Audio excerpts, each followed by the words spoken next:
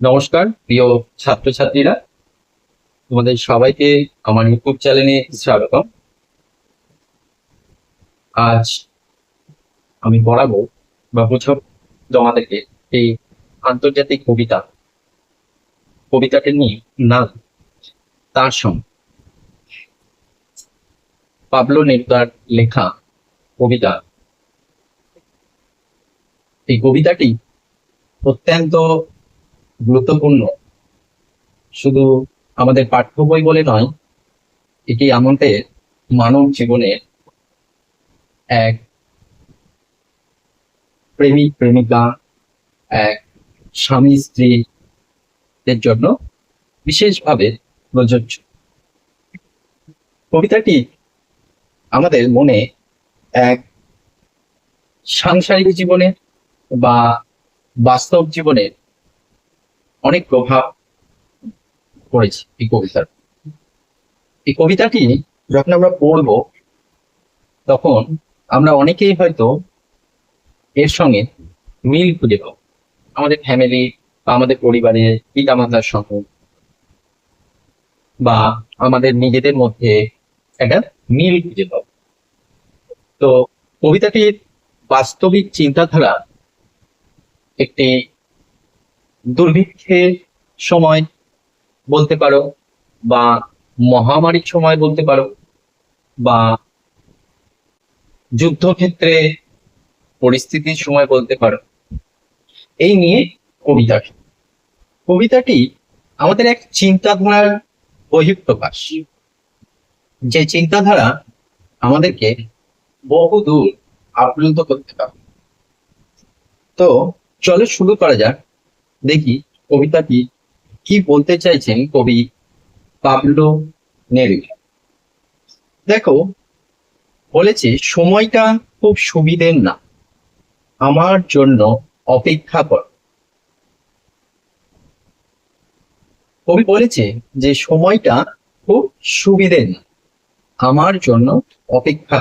মানে তারা কোনো এক বিপদের মধ্যে পড়েছে, স্বামী স্ত্রী দুজনেই বা প্রেমিক প্রেমিকা দুজনেই, তাই বলছে আমার জন্য অপেক্ষা করো, সময়টা সুবিধের না। তারপরে বলেছে দুজনে মিলে খুব সমঝে একে পার করতে হয়, একে পার করতে হয়। দুজনে মিলে সমঝে কথার অর্থ হলো বুঝে, মানে দুজন মিলে বুঝে এই সময়টা, এই খারাপ সময়টা আমাদেরকে পার করতে হবে। তারপরে বলেছে তুমি তোমার ওই ছোট্ট দুটি হাত আমার হাতে রাখ। মানে তোমার ওই ছোট্ট দুটি হাত বলতে কবি কোনো বাচ্চাকে এখানে বলে। ছোট্ট দুটি হাত সাধারণত মেয়েদের হাত কোমল, নরম এবং তাদের হাত পুরুষের থেকে ছোট হয়। সে কারণে কবি বলেছে যে তার স্ত্রীকে বা প্রেমিকাকে যে তোমার সেই ছোট্ট দুটি হাত আমার হাতে রাখ। কষ্টে সৃষ্টেও উঠে দাঁড়াও, মানে যতই ঝড় আসুক, বেদনা আসুক, বা এই কষ্টের মধ্যেও আমরা উঠে দাঁড়াবো। ব্যাপারটা বুঝবো, আহ্লাদ করো। মানে এই খারাপ পরিস্থিতি পার করে যে সময়টা আমরা নিয়ে আনবো একে অপরে, সেটা আনার পর আমরা আহ্লাদ করব, মানে আনন্দ।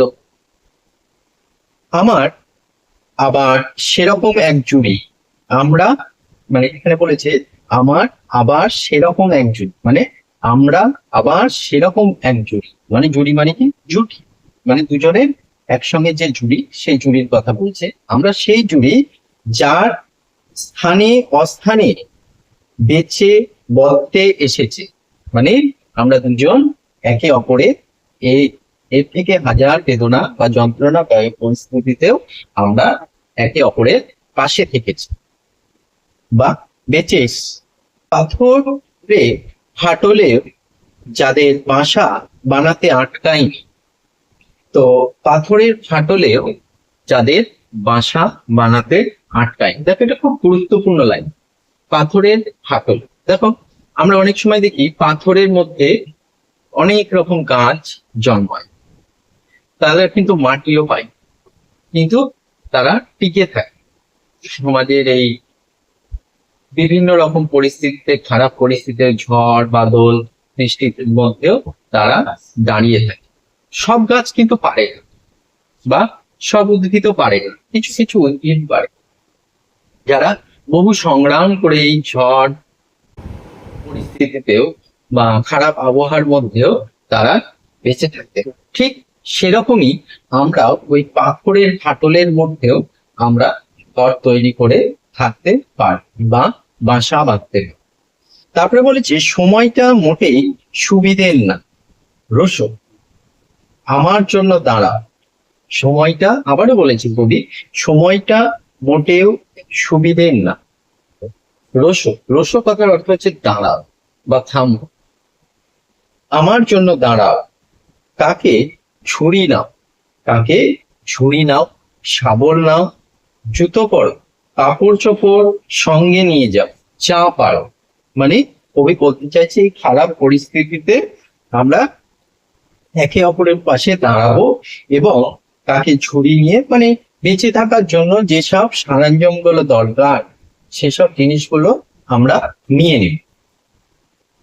তারপরে বলেছে এখন আমাদের একে অপরকে লাগবে, মানে এই খারাপ পরিস্থিতিতে আমাদের দুজনকে একে অপরকে লাগবে। মানে বলা হয় না যে পাশে যদি একটি মেয়ে মানে তার স্ত্রী যদি তাকে যে কোনো খারাপ পরিস্থিতিতে তাকে পাশে পায়, বা তার স্ত্রী যদি তার পাশে এসে দাঁড়ায় যে কোনো খারাপ পরিস্থিতিতে, তো যে কোনো পুরুষ কি হয় উঠে দাঁড়াতে পারে।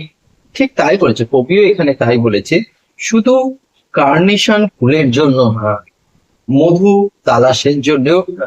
এখানে কার্নেশন ফুল কবি তুলে ধরেছে, কার্নেশন ফুল যেমন আমাদের দেশে প্রেমিকের ভালোবাসা যেটা তুলে ধরে গোলাপ ফুল, ঠিক ওরকম কবির দেশেও এই কার্নেশন ফুল বিখ্যাত ভালোবাসার প্রতীক। যেমন আমাদের ভালোবাসার প্রতীক গোলাপ, ঠিক কবির দেশেও ভালোবাসার প্রতীক হচ্ছে কার্নেশন ফুল। তাই বলছে যে শুধু কার্নেশন ফুলের জন্য না, মানে আমাদের যেমন গোলাপের জন্য না, ঠিক ওই রকম কার্নেশন ফুলের জন্য না, মধু তালাশের জন্যেও না। যেমন যেমন আমরা জানি প্রজাপতি বা মৌমাছি এরা কি করে, মধু সংগ্রহ করে আবার তারা ফুল থেকে চলে যায়। তো আমরা সেরকম হব না, মানে এই বিপদের সময়ে আমার পাশে তুমি দাঁড়াবে, মানে আমার স্ত্রী যে যিনি আছে তিনি আমার পাশে এই বিপদের সময়তেও দাঁড়াবে, মানে শুধু সুখের সময় থাকবে না, বিপদের সময়তেও আমার পাশে থাকতে বলা হয়েছে।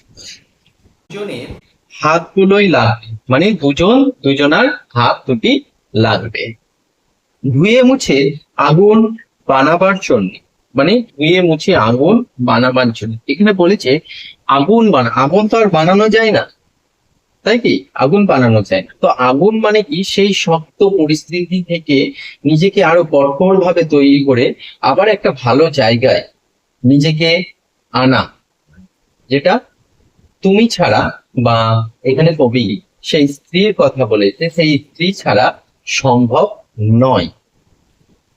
এই যে সুবিধের নয় সময় মাথা যতই উঁচু করুক, সুবিধের নয় মাথা যত উঁচু করুক, কথাটার মানে হচ্ছে এই যে খারাপ সময় আমাদেরকে মাথা উঁচু করে দাঁড়িয়ে আছে, খারাপ সময়টা, সেই সময়ের বিরুদ্ধে আমরা লড়াই করব একে অপরের পাশে থেকে।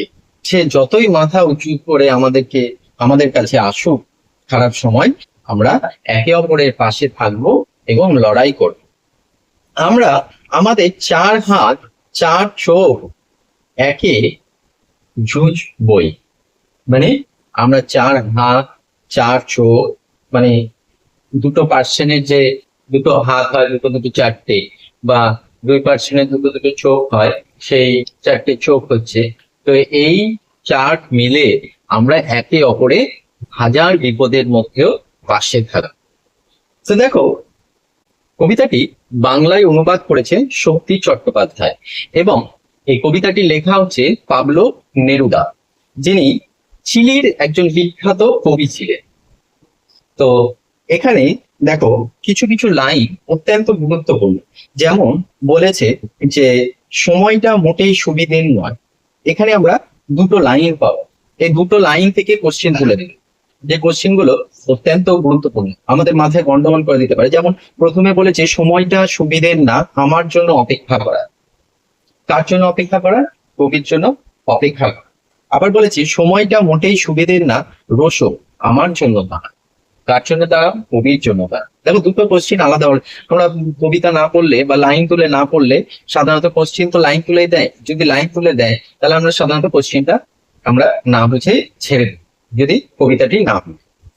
এই কবিতাটি পড়া, যে কোনো কবিতা পড়া অত্যন্ত গুরুত্বপূর্ণ, কারণ লাইন তুলে প্রশ্ন দিলে আমরা পারব যদি আমরা কবিতাটি পড়ে থাকি। তো চলো, আজকে আর বেশি কথা নয়, আজকে এখানেই শেষ করা যায়। যদি তোমাদের কবিতাটি ভালো লেগে থাকে তাহলে অবশ্যই একটি লাইক দিও, বন্ধুদের সাথে শেয়ার করো, একটি কমেন্ট করো, এবং তোমাদের পাশে থাকা বেল আইকনটি অন করে রেখো পরবর্তী ভিডিওর জন্য।